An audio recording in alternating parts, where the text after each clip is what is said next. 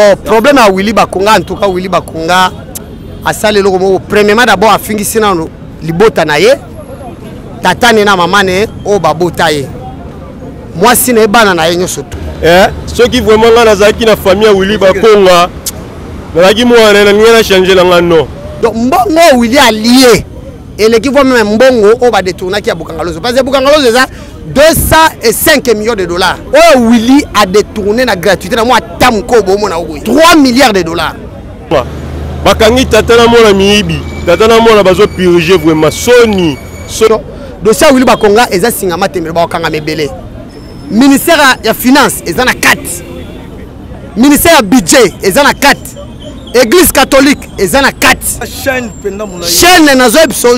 wana uto ebi yake ba 20 ezali ngai depuis naza a na monate bakanga directeur de cabinet chef de l'état en fonction nanu na monate ba interpeller ministre en fonction nanu na monate ba interpeller DG en fonction nanu na monate ba interpeller un général en fonction ngai biloko ana eko mona ngonde na régime ya Félix Oboy Kongo to nyoko mingi eza lelo te eza banda kala to nyoko mina zwana l'exemple pendant 18 ans ya Kabila to zaka na souffrance ti Félix aye bina bango biabi awa ndenge toza na gouvernement oya sika ya union sacrée oyo makambo yo ya regroupement politique autorité morale o boybo ezate votre information monsieur le journaliste déjà ba commando bien formé ba kitaki bazana est pour votre information ba commando ba kitaki bazana est donc chef de l'état a déterminé je dis bien déterminé pe changement ekozala ngai nazo support peuple congolais que non na 2023 élection kozala Félix akotika la kobanga élection ata mukolo moko te na classe o ba utilisaki et pas ba mikolo batu moboye et obola libanda pour chef d'état ya boye donc ba préparer le ko pour na chef d'état nzoka nde ba yebiteke Félix aza aigle za na za aigle aza mwana pongo Sandra Ejiniti.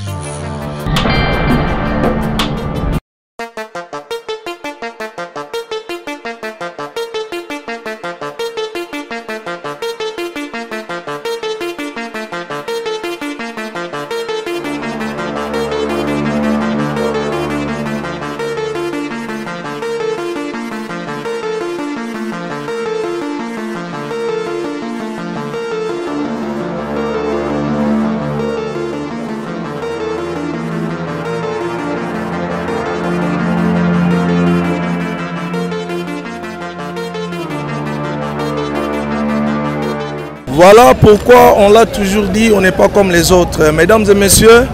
de partout vous nous suivez, je vous salue à travers votre chaîne Sandra Ejini TV. Sandra Ejini TV, votre chaîne d'actualité, votre chaîne de divertissement, votre chaîne d'analyse. Voilà pourquoi moi avec Pia Mbemba, moi, votre humble serviteur Antonio Kauka, on est là. Tous allés à l'alimenter, na base. Il y a bandeko na biso ya IDPS vraiment la base on a limité on est venu to sur na bango to beta na bango ba question d'actualité ba point oyo ezali na cadre ya politique na cadre ya mboka ya masolo ndenge ezali voilà pourquoi on a trouvé bon avec puis ambe mato kita na base pour to zwa bandeko na biso ya IDPS o baza ba congolais par rapport ya ba point ya Willy Bakonga par rapport ya ba point ya est par rapport au gouvernement au Ebimi par rapport à Nyonso au état actualité na kati ya mboka na biso donc ça peut être pire to poussa là tous des gens de konabiso au se présenter au to betana quelques points par rapport à l'actualité au to zali na ngonde ko na ngai bon bien to kucho à la base to yepoto so la to beta moi ma solo par rapport à ba point d'abord to beta poto ko ta point mususu to bana na point oyo ya gouvernement bimi yo moko d'abord na impression na yo zanini na se présenter non nous monsieur Hervé Kachai chargé à mobilisation cellulaire Yamatongede pe membre force du progrès tous a vraiment un sengo comme le gouvernement et kobima nango parce que ezaki musala makasi batu baduta ki union sacrée tant la publication et le gouvernement ko ça mais union sacrée ko kufa bato andima te ke ba omona lelo gouvernement pe kozala investi biso pe tozala ki wa to accompagner ki toujours président na biso pona ke gouvernement o efanda ndefandi lelo yo longoni na ba ministre nyo to souhaiter bon ba bonne chance musale bandi merci musale ay bandi yo penda yo moko personnellement et là on nous espérer na bango déjà oyo ezebele to mona premier ministre po tozaki na investiture premier ministre moko bandaki koloba ke population comme il y a désespoir ba qui trop de discours ba baé bandimaka sous-souté mais tout le te croire biso le roi tozo tobi ke Fachi Beto zaki na besoin de majorité pour réaliser projet na tobi ke sama lukonde na gouvernement na e ba ko réussir comme baté ba bon gouvernement ba warrior ya ba guerrier confiance ezana na bango vraiment confiance ezali mais na kati wana IDPS a su vraiment ba place moko pe ba place moko pe stratégique quoi donc notre kenas na ministre de finance ezana IDPS lelo to yebara ke papa Etienne na makambo ya ba monnaie ba stabilité tout ça ezali kutu yeso azuka pouvoir boda maman na nyonso déjà au biso comme le premier ministre déjà dollar ekiti biloko ekiti ni ekiti tout ça lelo bo simi finance beaucoup la kabande ko nini oui bala na cannabis eza vraiment la cannabis population banga te makambo kozala bien tout le monde a DGI auti ko sala recettes o atika na ko sala te o batela eza 500 quelques milliards de francs congolais mais DGI auti ko doubler montant wana il y a 1000 milliards 16 millions de francs congolais o ça a dépassé même au bapesa qui est to croire Nicolas Kazadi est un ministre moins compétent à Rosala bien, mais sur Rosala bien. Maintenant, sur Rosala bien, sur le Québec, dans mon enseignement, Bozu peut poster. Bozu peut poster, tu espérer ni pour gratuité et côté qui pendant boulot comme Boulinga, maman pende pesa qui te mais Bozu ce qu'on enseignement, tous c'est là soumis. Ba réforme ça les mots vraiment. Dans la gratuité enseignement, on des bases na biso peut-être au bandaki na on est bandeli. Le rôle de papa Nabiso Tony Mouabapende au Vanda Wala, de lui qui va réformer au Salema, fichier si que au Salema, enseigner nouvelles unités, barozo ba salaire na bango musa na bango bazo Salema, ba vire Salema qui tellement totaki, ba tumoro boye oyo, ba mafie, totaki ba miibi, ba ki sibiso soni, yango bazali kofuta mbano na bango, mais tu es bituro le roi de papa Nabiso Tony Mouaba, abanela de ko défendre les camans kolobela ma besoin na carte gratuité. Le quoi est un ministère wana Amina Tanamasia tobi ke mambo rotambola kitoko mambo rotambola ce que so total inde ko na biso wili ba konga lelo bakangi aza na prison bakati 3 ans so to landi kutu Kofi awala bi mais comment on repasser 3 ans muke faut bena zoua pe na pas bebisi toute une année ya bana yo okoloba nini ce point wana dossier ya wili ba konga ya gratuité tika no ko sambela ngote wana uti osamba pona fragrance nenga kimaki mboka abimaki na ndenge moko na moyen illégal mais dossier ya gratuité kosambela ngo wana uti ebina ke ba 20 ezali ceux qui vraiment nga nazaki na famille ya Willy Bakonga nazaki mwana na ngena changer la ngano nga zaka fier to liambo tata mais ko changer non po eza soni oza famille Bakonga bakangi tata na mona miibi tata na mona bazo purger vraiment soni vraiment nazoka soni pour la famille ana oki soni mingi tokende na mama biso ya ngambo ya est lelo tomoni président lobi kutu donc ba gouvernement kuna ba kochanga kutu ba soda nde ba ko diriger kuna gouvernement kuna yo pona yo popona kolobani état de siège quand mon konzambo kazui tomoni bato ane ko président aza silencieux afandi kimia comment silence abo yazo fêter na kin na STB ni bato azo kufa ye wana zo tiete de état de siège badongolo misu ba sepelte ba komiso te état de siège yango zo yango boye ifalani na zwele na ba moyen nini ifana na zela boazer elikamba ko zeleza te bino boluka ki moto bozo mona moto ezali koya ezala na état de siège na ministre oyo ba bourgmestre ko bana autorité numéro 1 ville gouverneur akolongwana na fani mopanzi ba kotia gouverneur militaire bourgmestre militaire chef de quartier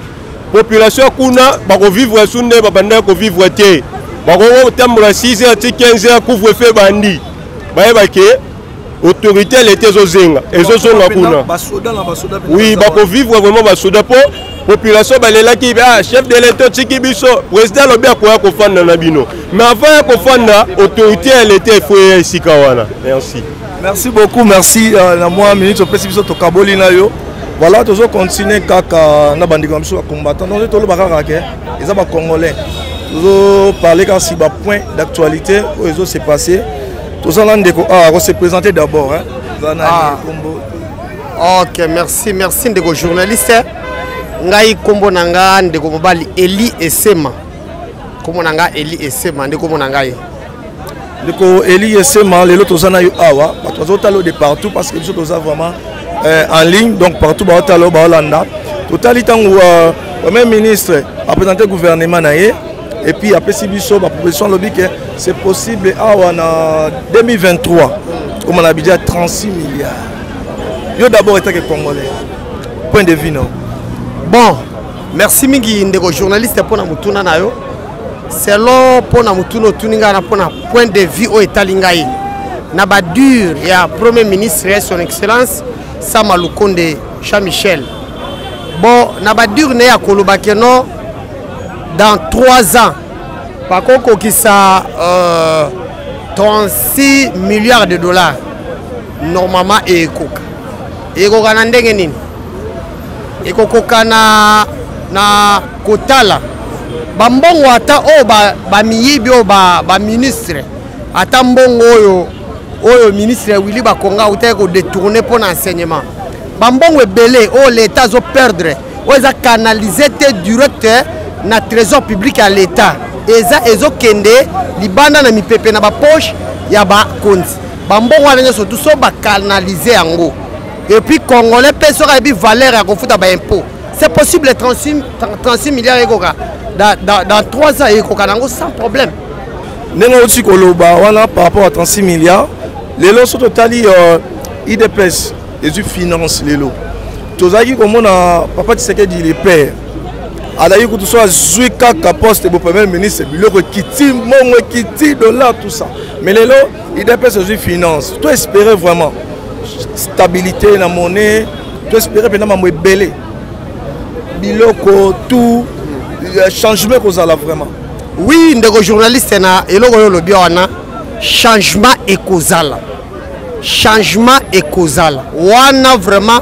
priorité dans la liboso ya chef de l'État. Et ça problème de changement. Voire même ce qu'on a dit conseil de ministre au chef de l'État, à le premier conseil de ministre, il y a gouvernement Sama Lukonde Oyo. Au chef d'État il y a président qui vendredi.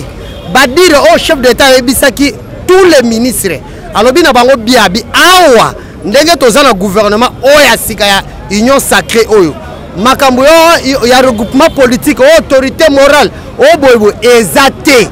Awa tozana couleur moko, couleur ngo nini? Eza ko la vision à chef de l'État, vision ngo ya chef de l'État zani. Il y a changement aux olobawana. De pour ça au chef de l'État zana ngo pona mboka échanger. Donc chef de l'État talisi bango ba pour ça pe ba ambition so ya zana ngo pour intérêt à chef de l'État te. Pour intérêt pe ba ministre wana te. Eza pour intérêt ya ngai na yo na bana mboka nyoso. Voire même à ba oyo ba Congolo bazali banda ya mboka o bazana ba pays étranger. Tout cela donc les pour intérêt ya mboka na biso. Ya wana uti ko biso ndeko na ngai. Ndeko uti ko tulanga mutuna ke non. Lelo IDPS, lelo chef de l'État a nommé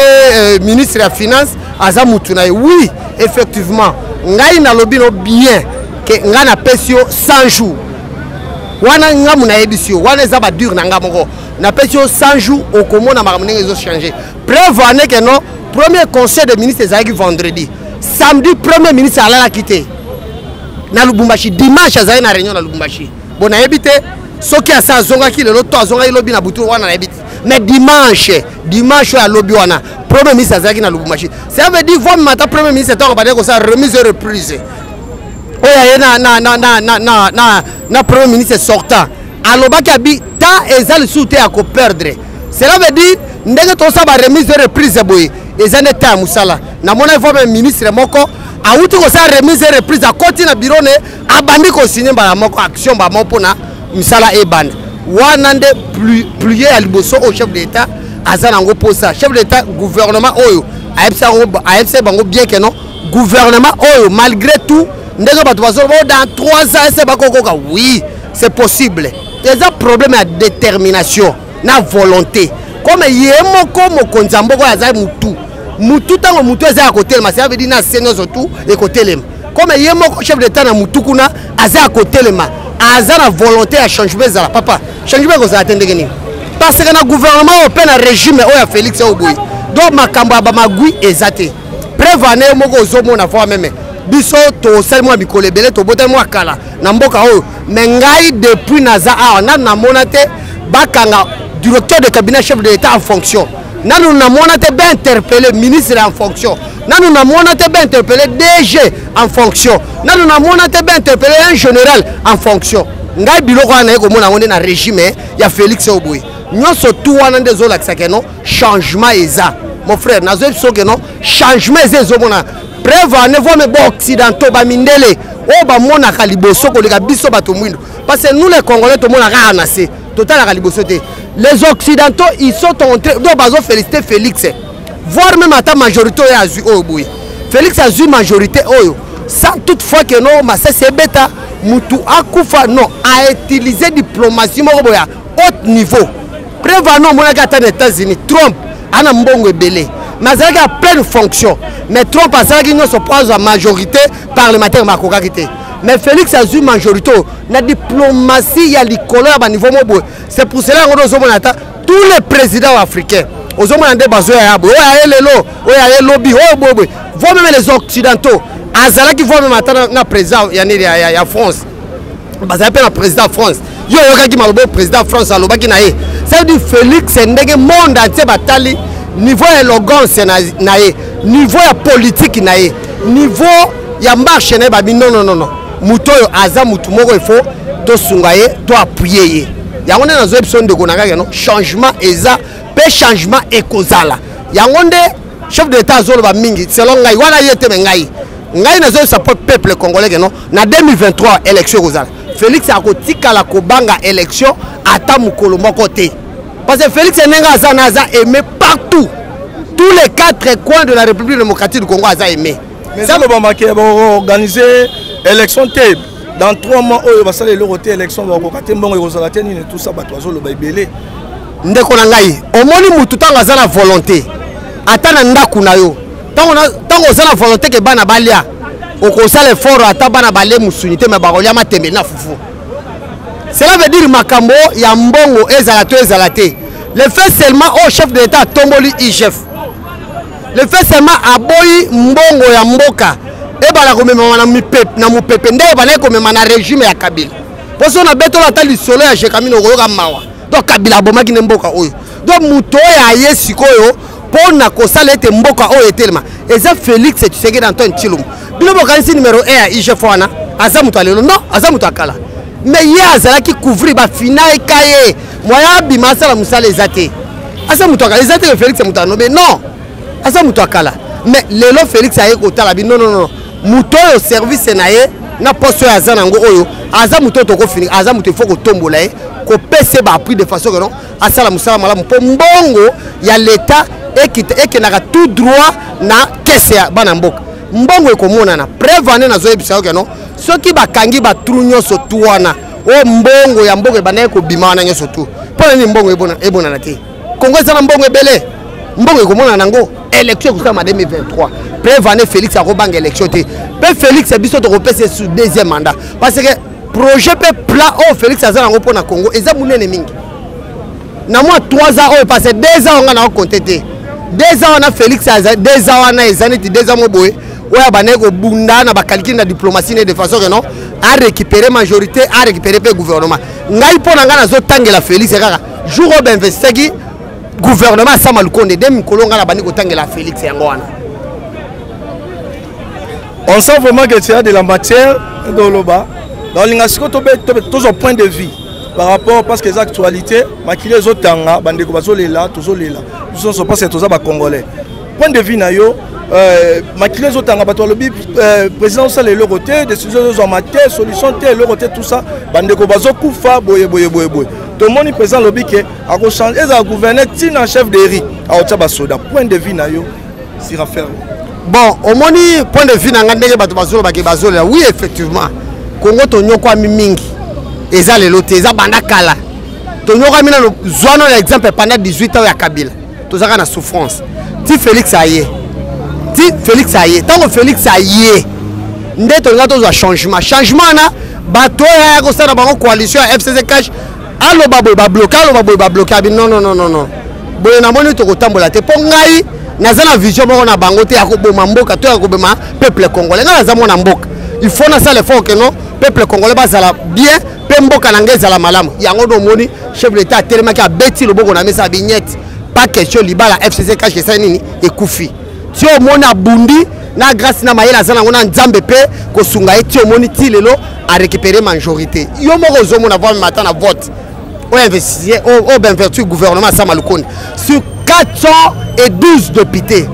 410 députés nde bavotaki pour gouvernement ya sama lukonde na programme na bango bapesaki ngai nazoyebi soki milelo bato bazolela wana déjà bato babanda kosepela ndenge nini omoni mutu okolala nzala 10 ans ou 5 ans ou 5 jours ou bien une semaine mais soki lelo biloko ye bamemelo provision misungi baloso bafufu bali nyonso tout ça okobosana banzala nyonso to olala wana ça veut dire to souffrir mingi comme to souffrir mingi awa déjà nde toza boye toza déjà tozolinga tokota sikoyo na mabele ya Kana to souffrir trop na Égypte sikoyo tobima Égypte de akala mingi te tozomona Kana ngo yango gouvernement Sama Lukonde na régime ya Félix Antoine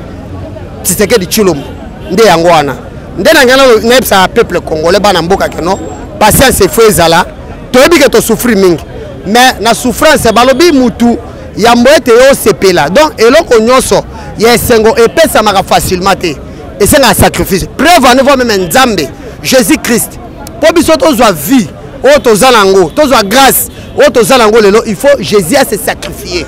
donc ça veut dire Félix a se sacrifié pendant 2 ans ya koluka ko kabwana na banguna na biso no baboma mboka na biso na po biso tozala bien et si de alongi déjà majorité tozui gouvernement tozui to pesa gouvernement au chance botala siko makambo ndenge ezokende liboso bokomona milelo na biso nyonso tuwana na milelo bana mboka nyonso tuwana ekobongwana nde ekoma esenga tozonga la question na biso ya este wana na ebisio oyo président lobi lelo kuna akotia basoda tina chef de ria ozala soda oui effectivement parce que chef d'état a une décision oya blague pour votre information monsieur le journaliste déjà ba commando bien formé ba kitaki bazana est pour votre information ba commando ba kitaki bazana est donc chef de l'état a déterminé je dis bien déterminé na la meki voir même tango président qui conseil des ministres vendredi et les après-midi na pourquoi a président qui peut sous conseil il y a sécurité na la meki ministre ou intérieur vice premier ministre intérieur monsieur maître pour la bien maître avocat c'est mon vieux maître avocat Daniel Aselo na landa qui est tango ba bimi na réunion na chef d'état lobby cette fois-ci likambo italien donc baza déterminé kolandisa mokonzi na bango ndeka za déterminé azokoisela bango pe bazolenda ka toujours na vision mokonzi mboka pe na poso mokonzi mboka za nango alobi toza déterminé pour na makambo italien sécurité na est ngai na yebiso dans peu du temps arboé est wana ekokoma kimia voire même bana classe oyo bautilisaki epa bamikolo bato moboye eobola libanda po chef d'état ya boyeboye tout ça chef d'état répondaki bango bozonga bandako ngai nakotala likambo wana epuis kala mingi te chef d'état ye moko akokita est wana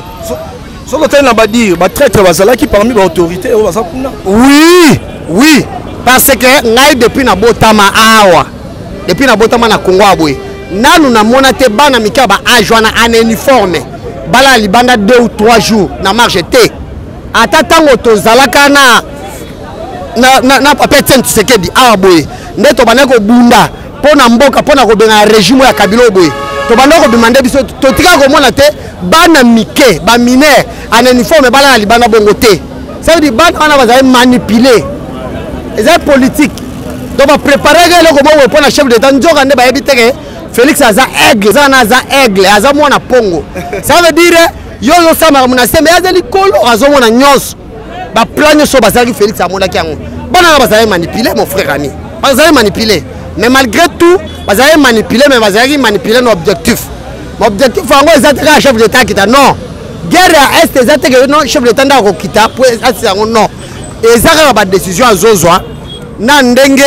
azali côté le melango ko sangisa ba toute l'armée de façon que no ba bunda po guerre esila ndenge guerre egosila mais pour na bana wana bazali manipuler comme chef d'état epse bango bazonga na bandako na bango bazonga ki mais chef d'état kala mingi ta okita na est wana donc makambo nyonso est les egosila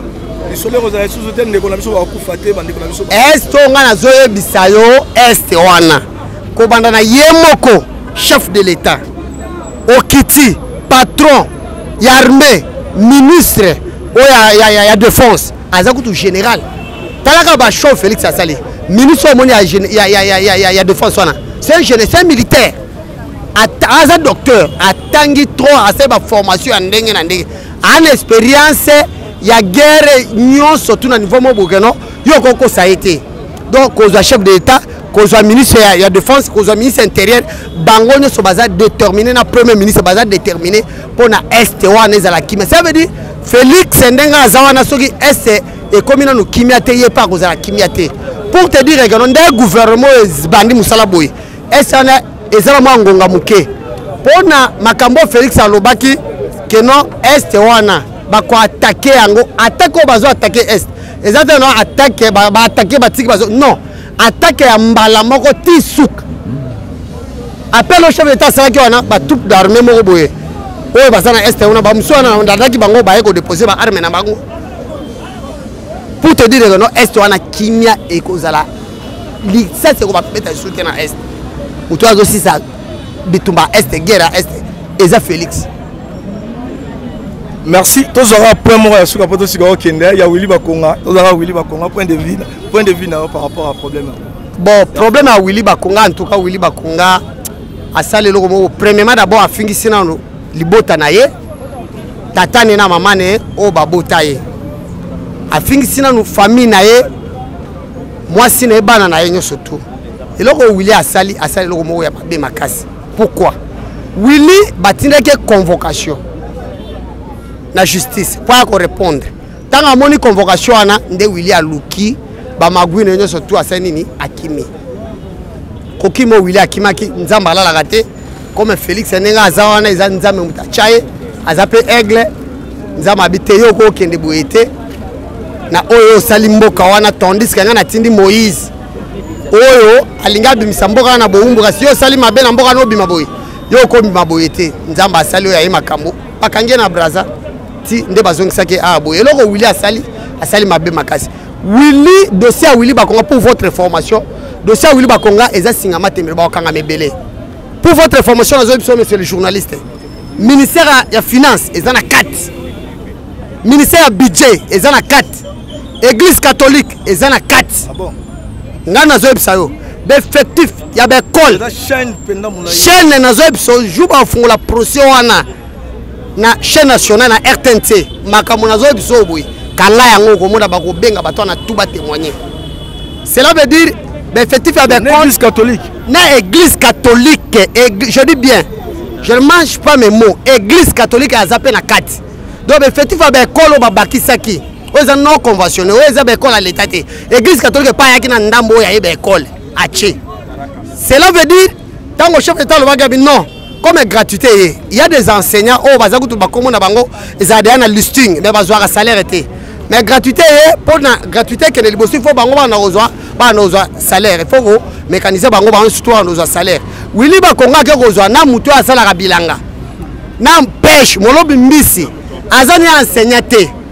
donc azui ache bakomo na bango atiki bakomo ya ba enseignant o batangisa banda kala me bazala no payer